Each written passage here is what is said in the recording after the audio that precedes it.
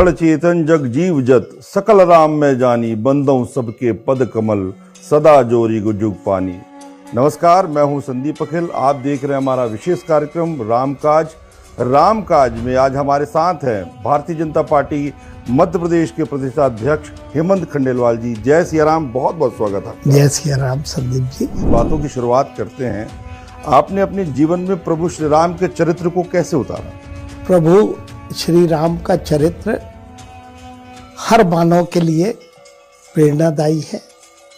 उनके जीवन का एक एक संदेश हम सबको प्रेरणा देता है। और मैं समझता हूँ मैं ही नहीं, ऐसे बहुत सारे लोग होंगे जिन्होंने भगवान राम के जीवन से हम कैसे इस कलयुग में हम कैसे कुछ अपने आदर्शों पे चले, किस तरह से हम समाज के बीच में जाए, ये अगर किसी से सीखना चाहिए तो भगवान राम से हमें सीखना चाहिए। उनकी जीवनी हमें ये प्रेरणा देती है। कलयुग की बात आपने कही, मर्यादा की बात आपने कही। मर्यादा पुरुषोत्तम श्री राम है और आज समाज को सबसे अधिक आवश्यकता किसी बात की है तो वो है मर्यादा। चाहे हम वाहन चला रहे हों, चाहे हम मोबाइल का उपयोग कर रहे हों, चाहे परिवार में समय दे रहे हों, चाहे बच्चों को समय दे रहे हों, तमाम हर स्थान पर कहीं न कहीं जिस चीज़ की सबसे बड़ी कमी नज़र आती है वो मर्यादा। तो मर्यादा को किस तरीके से बनाए रखने के लिए प्रभु श्री राम के चरित्र को जीवन में उतारना चाहिए? यदि हम चाहते हैं कि ये मानवता, ये मानव समाज लंबे समय तक इस संसार का नेतृत्व करे तो हमें भगवान राम की जो मर्यादा है उसका पालन करना चाहिए। अगर मर्यादाएं भंग हो गई तो धीरे धीरे ये सभ्यताएं, ये समाज कभी भी इसकी जो व्यवस्था है वो छिन्न भिन्न हो जाएगी। और अगर हमें समाज को बचाना है तो हर इंसान को अपने जीवन में, मैं ये नहीं कहता कि सारे आदर्श भगवान राम के मान लें, लेकिन अपने जीवन में कुछ ना कुछ मर्यादा हर इंसान को अपनानी चाहिए। हम सब मिलके थोड़ा थोड़ा प्रयास करेंगे तो कहीं ना कहीं ये समाज भी बचेगा और एक दूसरे के प्रति समाज में सम्मान। आज के समय में जिस तरीके से वातावरण निर्मित हो जाता है, ऐसे समय में समाज को एकजुट होने की आवश्यकता है जिसमें आपसी सद्भाव रहे, समरसता रहे। राजनीति में यदि सद्भाव और समरसता की बात आती है तो मर्यादा पुरुषोत्तम श्री राम के चरित्रों का वर्णन जरूर होता है। तो किस तरीके से आपने अपनी पार्टी के माध्यम से समाज में समरसता रहे, सद्भाव के लिए आप प्रयास कर रहे हैं? पुरुषोत्तम श्री राम के हम पूरी जीवनी को अगर देखते हैं तो उनका हर कदम, चाहे उनके बचपन की बात करें, चाहे उन्होंने जब सत्ता का त्याग किया उसकी बात करें, या माता सीता को जब लेके आए उस समय उन्होंने जो परीक्षा की बात की उसकी बात करें, या अपने गुप्तचर के माध्यम से राज शासन में क्या चल रहा है, समाज, प्रजा भगवान राम के बारे में भी क्या सोच रही है, इसको भी जानने का उन्होंने प्रयास किया। जब भगवान स्वरूप भगवान राम इन मर्यादाओं का पालन कर सकते हैं तो हम तो उनके सामने एक तिनका मात्र भी नहीं है। हम सब ने भी एक प्रयास करना चाहिए कि राजनीति में रहें, समाज के किसी काम में रहें तो कहीं ना कहीं हम उन मर्यादाओं का पालन करें। उन्होंने जो अपने मार्ग दिखाया है उस पर चलने का प्रयास करें। आप प्रदेश अध्यक्ष की बड़ी भूमिका में हैं, भारतीय जनता पार्टी मध्य प्रदेश की बड़ी जिम्मेदारी आपके कंधों पर है। किन बातों का आप विशेष ध्यान रखते हैं? मेरा प्रयास रहता है कि पार्टी के कार्यकर्ता और हमारा सामंजस्य एक परिवार की तरह रहे और कार्यकर्ता कहीं ना कहीं समाज के बीच में एक अनुशासन का, एक मर्यादा का पालन करे ताकि समाज में उसका सम्मान हो। मैं हमेशा कार्यकर्ताओं से कहता हूं कि हमारा आचरण, हमारा चरित्र इस तरह रहना चाहिए कि समाज को लगे कि हम कुछ अलग हैं, हमें जरूर कोई ऐसी बात है जिससे समाज हमारा नेतृत्व स्वीकार करे। और भगवान राम से और उनकी बताई हुई जो पूरी की पूरी जीवनी है उसको अगर हम पूरी रामायण का एक प्रसंग भी उठा लेंगे तो मैं समझता हूँ हमारा जीवन सार्थक हो जाएगा। बिल्कुल धन्य हो जाएगा निश्चित रूप से। रामचरितमानस को हम पढ़ते हैं, बच्चे भी पढ़ते हैं, लेकिन आज भी आवश्यकता इस बात की है कि वो पाठ्यक्रम में शामिल हो और नई पीढ़ी के जो बच्चे हैं वो रामचरितमानस को जानें, मानस जी को समझें, मर्यादा पुरुषोत्तम श्री राम के चरित्र को जानें। इसके लिए प्रयास होना चाहिए। आपका क्या कहना है? निश्चित तौर पे हमारे देश में आज़ादी के बाद जो एक धर्मनिरपेक्ष का हमने एक छद्म ओढ़ लिया, इस तरह का आचरण कि हमारा देश किसी भी परंपराओं का पालन न करे। मोदी जी के आने के बाद हम अपनी परंपराएं, हजारों साल से ये भारतवर्ष है, ये सनातन पद्धति है, तो ये हजारों साल से किसी आदर्शों पे टिका है। अगर हमारे बच्चे उससे नहीं पढ़ेंगे, उसे नहीं जानेंगे, रामायण को नहीं पढ़ेंगे, गीता को नहीं पढ़ेंगे, तो वो बच्चे इस देश की परंपराओं को और संस्कृति को कैसे पहचानेंगे। तो मैं बिल्कुल आपकी बात के समर्थन करता हूं कि कहीं ना कहीं पाठ्यक्रम में या किसी भी रूप में हमारे देश की जो संस्कृति है, हमारे देश के जो आदर्श हैं, उनका आचरण, उनके विचारों को जानने का बच्चों को मौका देना चाहिए और इस तरह की हम सब ने व्यवस्था और चिंता भी करनी चाहिए। 500 साल बाद अयोध्या में रामलला विराजमान हुए, ये हम सब के लिए बहुत सुखद बात रही, सुखद प्रसंग रहा कि भगवान अयोध्या में विराजमान हुए। उसके बाद वहाँ से राजनीति शुरू हो जाती है, बहुत सारी राजनीतिक टिप्पणियाँ आती हैं, लेकिन जो सबसे महत्वपूर्ण बात यह है कि प्रभु श्री राम अयोध्या में 500 साल बाद विराजित होते हैं। कहा जाए इस अवसर को या इस प्रसंग को आप किस दृष्टि से लेते हैं? जब से सभ्यता है, जब से समाज है, ये सनातन संस्कृति है, मैं समझता हूँ कि ये घटना इतिहास के पन्नों में लिखी जाने लायक है कि भगवान राम, जिसके एक एक प्रसंग, एक एक उनकी यात्रा हम सबको प्रेरणा देती है, वे भगवान राम का भव्य मंदिर बना। हमारी अगली पीढ़ी, बल्कि मैं तो कहता हूँ कि देश और दुनिया के बहुत सारे लोग, मेरे एक रिलेटिव अमेरिका में रहते हैं, वो बोलते हैं कि 50 साल से मैं भारत नहीं आया, लेकिन जैसे ही अयोध्या बना तो मुझे लगा कि मुझे अपनी संस्कृति से जुड़ना चाहिए। तो मैं समझता हूँ पूरे समाज के लिए, पूरी भारतवर्ष के लिए इससे बड़ी कोई और घटना नहीं हो सकती जब भगवान राम हमारे अयोध्या में विराजमान हुए। जब लोग ये सवाल करते हैं कि मंदिर बनाने से क्या होगा, लोग कहते हैं कि इसकी जगह सड़कें बनानी चाहिए, इसकी जगह स्कूल का निर्माण होना चाहिए, आपका क्या जवाब है?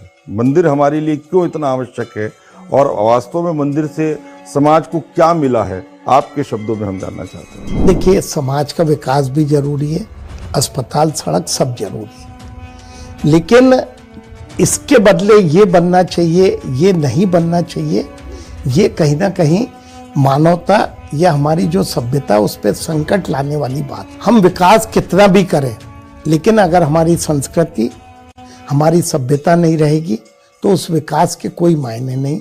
हम कई यूरोप के देश, अमेरिका और कई देशों को देख रहे हैं जहाँ संस्कृति ना होने से वे देश किस दिशा में जा रहे हैं कोई नहीं कह सकता। आज हमें डेवलपमेंट तो करना है, लेकिन उससे भी ज़्यादा जरूरी है हमारी संस्कृति, हमारी विचारधारा बनी रहे, और उसके लिए हमारे मंदिर, और खासकर वो मंदिर जो जिनसे हमारा इतिहास जुड़ा है, उनका तो पुनर्निर्माण, उनका निर्माण बहुत जरूरी है, ताकि हमारी अगली पीढ़ी और आने वाली कई दशकों तक पीढ़ियां उससे कुछ ना कुछ सीखें और आने वाले समाज को संभालने का और सही दिशा में ले जाने का काम करें। जीवन में काम काज में राम काज को कैसे शामिल किया जाए? भगवान राम की अगर हम कोई भी प्रसंग, कोई भी दोहे पढ़ते हैं तो उनका एक दोहा बड़ा प्रसिद्ध है, किसी पराये की अगर पीड़ा है और वो हमारे जीवन में उसका दर्द हम महसूस कर लें उसके लिए हम जीना सीख लें तो मैं समझता हूं कि हमारा जीवन सफल होगा। हम अपने लिए तो चिंता करते हैं, लेकिन समाज के सैकड़ों लोग ऐसे हैं, कोई बीमार है, किसी के बच्चे को शिक्षा नहीं मिल पा रही है, किसी को और कोई दिक्कत है आर्थिक। अगर हम सब समाज के उन वर्गों को, उन लोगों को भी देखना शुरू कर दें तो मैं समझता हूँ हमारा जीवन सफल हो जाएगा। और मैं तो हर व्यक्ति से ये कहता हूँ, मैं जब भी अपनी कॉन्स्टिट्यूंसी में जाता हूँ, कि बहुत नहीं, आप एक बच्चे की शिक्षा की चिंता कर लें, एक व्यक्ति के इलाज की चिंता कर लें, एक व्यक्ति के परिवार में अगर कोई कष्ट है, शादी नहीं हो पा रही उसकी बच्ची की, हम जीवन में एक काम भी कर लेंगे तो मैं समझता हूँ हमारा ये जीवन सफल हो जाए। आपने जीवन की सफलता का मूल मंत्र दिया। आज के समय में क्योंकि बच्चों की परीक्षाएं भी हैं, बहुत सारे प्रतियोगी परीक्षाएं भी सामने हैं, आज के समय में बच्चे बहुत जल्दी अपना धैर्य खो जाते हैं, गलत दिशा में बढ़ जाते हैं, आत्महत्या की ओर बढ़ जाते हैं। प्रभु श्री राम का चरित्र कहीं न कहीं हमें सिखाता है कि जीवन में उतार चढ़ाव के साथ कैसे संघर्ष करते हुए अपने जीवन को निखारना है। आपका क्या मानना है? निश्चित तौर पे कई बार छोटे छोटे संकट में, छोटी सी समस्या में आज चाहे हमारी युवा पीढ़ी है, चाहे समाज के बाकी लोग हैं, वो डिप्रेशन में या अवसाद में चले जाते हैं। भगवान राम का जीवन हमें सिखाता है कि सत्ता से त्याग की बात हो तो उन्होंने एक मिनट भी निर्णय लेने में देर नहीं की। जब सीता माता पे संकट आया तब उन्होंने निर्णय लेने में देर नहीं की। सत्ता पे जब बैठे तो उन्होंने अपने दिमाग को सजग रखते हुए हर समय सही निर्णय लेने का काम किया। और आज भी हम कितने संकट में हो, हमारे सामने कितनी भी बड़ी चुनौती हो, चाहे एग्जाम हो, चाहे चुनाव हो, चाहे कोई भी घड़ी हो, हम सब ने धैर्य रखते हुए उसका सामना करना चाहिए और उस चुनौती से जूझने का, लड़ने का और उससे पार पाने का काम करना चाहिए। शासन के लिए आज भी कहा जाता है, कोई भी व्यक्ति है तो उसके लिए सबसे महत्वपूर्ण होता है, यदि आप शासन कर रहे हैं, कि राम राज्य की स्थापना करना, राम राज्य को लाना, राम राज्य की परिकल्पनाओं को पूर्ण करना। राम राज्य की दिशा में आपकी पार्टी आगे बढ़ रही है। हमेशा वो कहती है कि हम राम राज्य लाना चाहते हैं। वस्तुतः आपकी नज़र में राम राज्य क्या है? देखिए, राम राज्य का मतलब है एक ऐसा आदर्श शासन जिसमें जनता का भरोसा शासक पे हो, जनप्रतिनिधि पे हो, जनप्रतिनिधि का जुड़ाव जनता से हो, और एक आदर्श स्थिति अगर उत्पन्न होती है तो उसे रामराज कहते हैं, कि जहां समाज का हर वर्ग एक दूसरे पे विश्वास कर रहा है, एक दूसरे के प्रति सद्भाव है और हर वर्ग एक दूसरे की चिंता कर रहा है। और मैं समझता हूं अगर शासक और जनता में एक दूसरे के प्रति विश्वास आता है, दोनों एक दूसरे की चिंता करते हैं और समाज सही दिशा में चलता है, तो ये सही में रामराज की एक परिकल्पना है, जिसे हम कह सकते हैं कि उसकी एक शुरुआत हुई है। कहा जाता है कि राम राज्य में ये भी था कि जो कछु अनिति भाखों भाई तम बरझूं भय बिसराई। यदि कोई मुझसे गलत हो रहा है, कोई गलत निर्णय मैंने ले रहा हूँ, तो उसमें जनता को एक आह्वान था सहभागिता के लिए। वैसे ही आज के समय में आपकी सरकार में भी देखने को मिलता है कि यदि कहीं पर भी कोई कमी रह जा रही है तो आप आह्वान करते हैं जनता को कि आप हमको कमियों को बताइए, हम ठीक करेंगे। तो इसके पीछे जो राम राज्य है, राम राज्य की जो परिकल्पना है, उसे आप कहाँ तक सार्थक मानते हैं? देखिए, जैसे भगवान राम अपने शासन में भी पता करते थे कि कोई कमी तो नहीं, ऐसे ही हर जनप्रतिनिधि ने समाज में आप कितना भी अच्छा कर रहे हो, लेकिन कोई कमी रह गई, जनता की क्या अपेक्षा है, इसे जानने का, इसे पहचानने का काम हर जनप्रतिनिधि सत्ता की जिम्मेदारी है। हम जितना आम लोगों के बीच में उनकी समस्याएं, हमारे प्रति उनका दृष्टिकोण जानने का प्रयास करेंगे, उतना ही हम सफलतापूर्वक अपना काम कर पाएंगे। भगवान राम ने अपने जीवन में इन सब बातों का, इन सब कामों का उल्लेख किया। उन्होंने ये बताया कि हम कितने सफल हो, लेकिन हमें लगातार इस बात की चिंता करनी चाहिए कि हमारे क्षेत्र का एक भी नागरिक अगर हमसे असंतुष्ट है, एक भी नागरिक अगर हमारे प्रति आदर का भाव नहीं रखता है या उसका हमारे शासन के प्रति कोई शंका है, तो उसे दूर करने का हमें काम करना चाहिए। आपका जो जीवन है वो भी सादगीपूर्ण है, सहजता से आप रहते हैं। अपने क्षेत्र में यदि आप जाते हैं तो आप भी, जैसे लोग हमको बताते हैं, आपके विषय में जानकारी मिलती है कि वाहन भी जो है आप अपना स्वयं का उपयोग करते हैं, कोई ताम झाम नहीं। लेकिन एक बहुत बड़ा वर्ग है जो राजनीति में ताम झाम ज़्यादा करते हैं। श्री राम ने हमको यही सिखाया राजनीति में भी कि हम जितने सहज रहेंगे उतना आम जनता के करीब होंगे। आपका क्या कहना है? निश्चित तौर पे मैं नहीं, बहुत सारे जनप्रतिनिधि हैं जो सामान्य जीवन जीते हैं और आम लोगों के बीच में काम करते हैं। और किसी भी जनप्रतिनिधि की पहचान जब ही होती है जब वो आम लोगों के जितना नज़दीक रहेगा उतना ही वो सफल रहेगा। तो हमारी सरकार का, हमारे मुख्यमंत्री का, हमारे प्रधानमंत्री जी का, सबका ये कहना है कि हम कोशिश करें कि हम आम जनता के नज़दीक रहें, सहजता से रहें, सरलता से रहें, सबको उपलब्ध रहें, हर व्यक्ति अपनी बात कह पाए, हम उनकी बात सुन पाए, ये स्थिति निर्मित होनी चाहिए। कई बार विपक्ष का ये आरोप रहता है कि आपकी पार्टी जो है कहने के धर्म के आधार पर जो है लोगों के बीच मनमुटाव या मतभेद पैदा करती है, लेकिन आप कहते हैं, आपकी पार्टी कहती है कि हम प्रभु श्री राम के बताए मार्ग पर चलते हैं, सबके बीच मधुर संबंध रहें, ये हम स्थापित करना चाहते हैं। आपका क्या कहना है? विपक्षी दल किस बात की बात करते मैं तो नहीं समझ पाता। किसी भी धर्म में अगर कोई आदर्श है तो उसका पालन पूरे शासन को करने में कोई खराबी नहीं है। अगर भगवान राम में कोई अच्छी बात है और दुनिया का कोई देश अगर उन आदर्शों को स्थापित कर रहा है तो कोई उसमें कोई धर्म परिवर्तन और वैसी बात तो है नहीं। भगवान राम का शासन एक आदर्श शासन रहा। तो मैं तो समझता हूँ कि विपक्षी दलों ने भी उनकी बातों को आत्मसात करना चाहिए और चाहे मैं हूँ चाहे और कोई हो, हर व्यक्ति ने भगवान राम से प्रेरणा लेके अपने जीवन में उसे उतारने का और आत्मसात करने का काम करना चाहिए। आपका इतना सुदीर्घ अनुभव रहा है राजनीति का, नई पीढ़ी जो राजनीति से जुड़ रही है उसे आप क्या मूल मंत्र देना चाहेंगे? देखिए, नई पीढ़ी से मेरा एक ही बात का अनुरोध रहता है कि जीवन में कितनी भी कठिन परिस्थिति हो, बिना घबराए, बिना परेशान हुए उसका सामना करना चाहिए, क्योंकि समाज जैसे जैसे आगे बढ़ेगा चुनौतियां भी आगे बढ़ेगी। समाज में जो नई पीढ़ी है उसने विकास तो करना चाहिए, लेकिन अपनी संस्कृति, अपनी जो सभ्यता है, उसको जो अपने मूल्य है उनसे कभी भी समझौता नहीं करना चाहिए। अगर वे अपने जीवन के मूल्य, अपनी संस्कृति बचा के रखते हैं तो मैं समझता हूँ कि उन्हें कभी भी उदासी या डिप्रेशन ऐसी चीज़ों का सामना नहीं करना पड़ेगा। बहुत अच्छी बात आपने की। परिवार की बात जब आए तो ये माना जाता है कि परिवार को जोड़ने के लिए, परिवार को एकजुट रखने के लिए, परिवार में समरसता के लिए रामचरितमानस बहुत अति आवश्यक है, उन्हें पढ़ना ही चाहिए।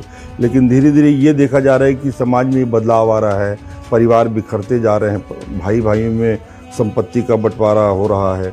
ये कहा जाता है कि संपत्ति नहीं, जो है विपत्ति का बंटवारा होना चाहिए भाइयों के बीच।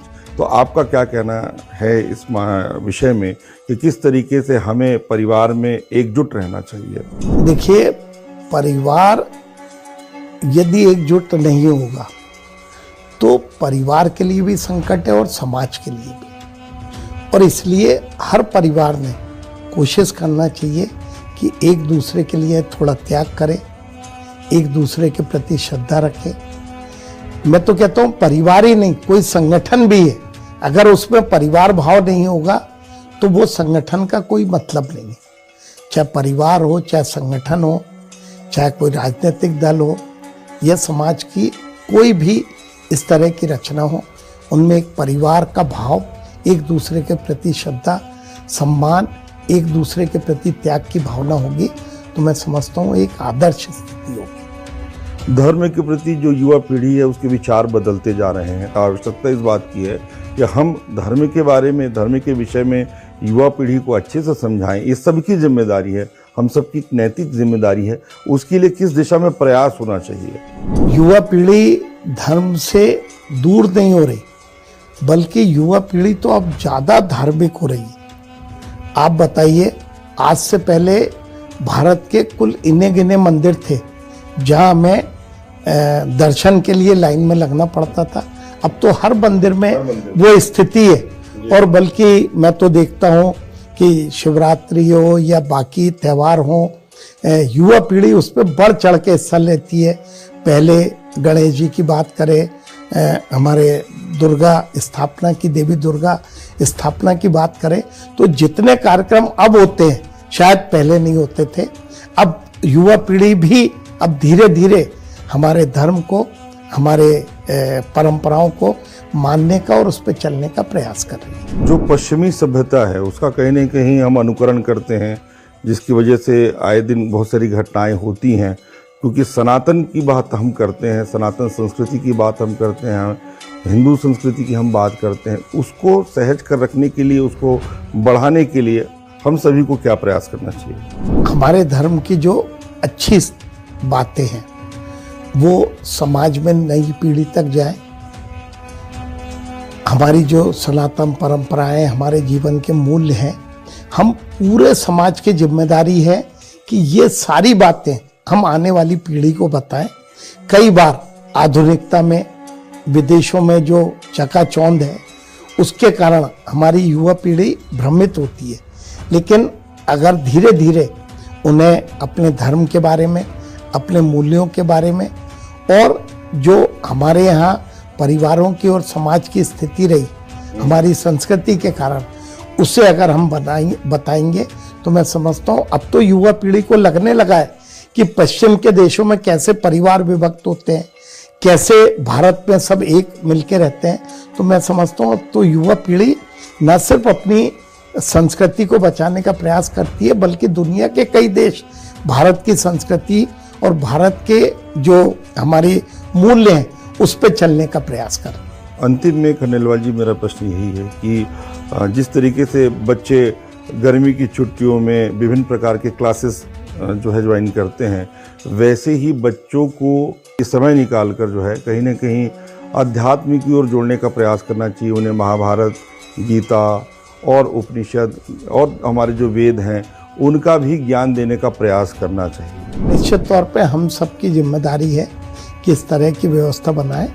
मैं तो हमारे मुख्यमंत्री मोहन यादव जी को धन्यवाद देना चाहूँगा कि गीता भवन हर नगर पालिका क्षेत्र में रहे। उन्होंने इसका एक ये कदम उठाया है कि हमारी जितनी भी हमारी सनातन की, हमारी भारतीय संस्कृति की जितने भी धार्मिक ग्रंथ हैं, जितने भी हमारे अच्छे राइटर्स की बुकें हैं, वो सब वहाँ रहेगी। ऐसी सरकार की परिकल्पना है। लेकिन मैं समझता हूँ सरकार के साथ साथ समाज की भी जिम्मेदारी है कि हम सब इन चीज़ों को, इन धरोहरों को बचाने का और इन पे लोगों को चलाने का प्रयास करें। किन कार्यों को, सरकार के किन कार्यों को आप मानते हैं, आपका हृदय मानता है कि ये राम काज है?